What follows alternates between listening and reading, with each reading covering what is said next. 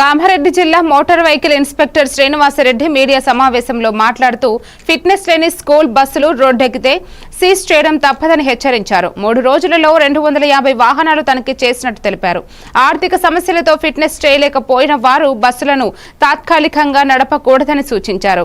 ఇప్పటికే 4 బస్సులను సీజ్ చేసినట్టు తెలిపారు. పాఠశాల యాజమాన్యులు వాహనాలను ప్రైవేట్ వ్యక్తులకు ఇవ్వకుండా వెంటనే ఫిట్నెస్ పరీక్షలు పూర్తి చేయాలని కోరారు.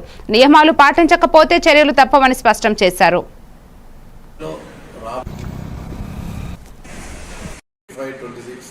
పాఠశాలలు పునఃప్రారంభ సందర్భంగా 12th నుంచి స్కూలు స్టార్ట్ అయినట్టు సమాచారం.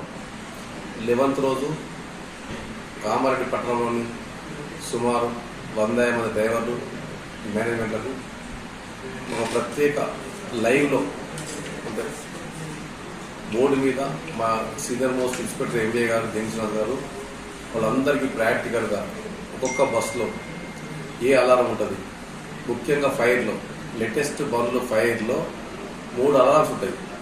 ఒకటి వైట్, రెండవది రెడ్, మూడోది బ్లాక్.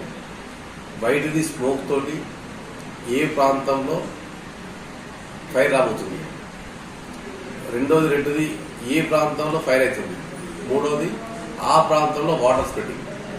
లేటెస్ట్ 2023-24 బస్సులు ఆ విధంగా వస్తున్నాయి.